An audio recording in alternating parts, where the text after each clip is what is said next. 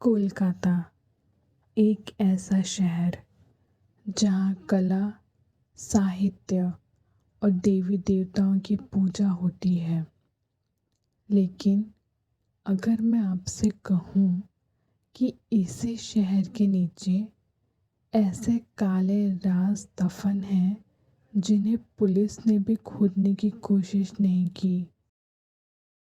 आज मैं आपको कोलकाता के एक रियल ब्लैक मैजिक केस की कहानी सुनाने वाली हूँ, जहाँ ज़मीन के नीचे से निकले इंसानी खोपड़ियाँ, रिचुअल्स के निशान और एक ऐसी पूजा जिसका मकसद आज तक कोई समझ नहीं पाया।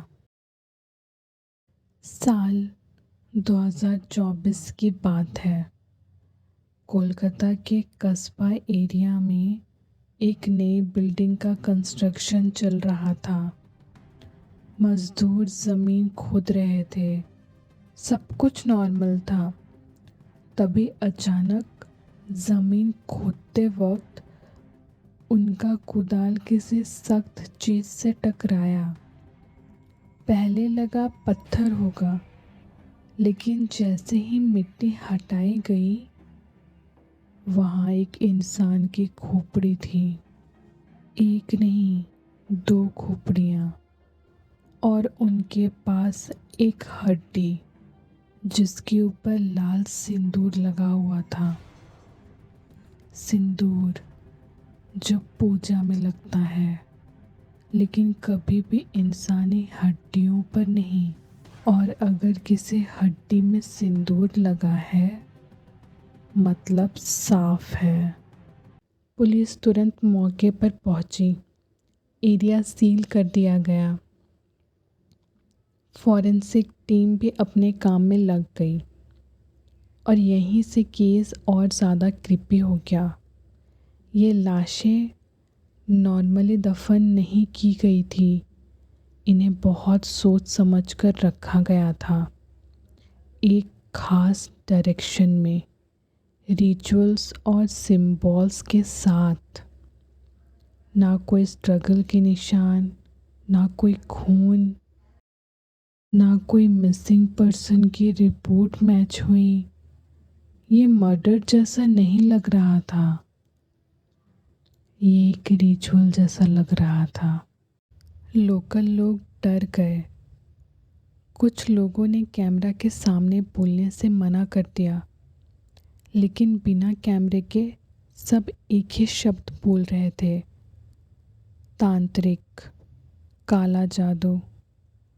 लोगों का कहना था कुछ हफ्तों पहले एक अजीब सा आदमी रात के टाइम वहाँ आते जाते दिखता था।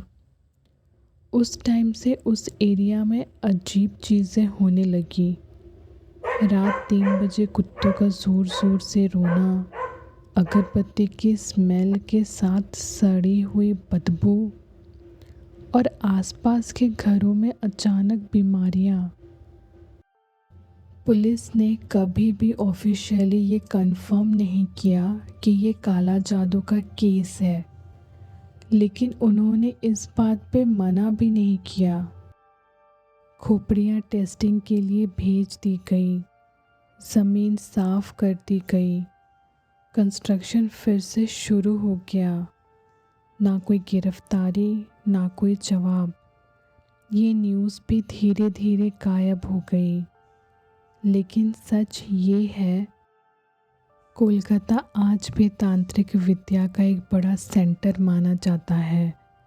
शमशान घाट पर और पुराने मंदिरों के पास आज भी रात के टाइम रिचुअल्स होते हैं, और जब कोई रिचुअल सक्सेसफुल हो जाता है तो कोई सबूत नहीं बचता।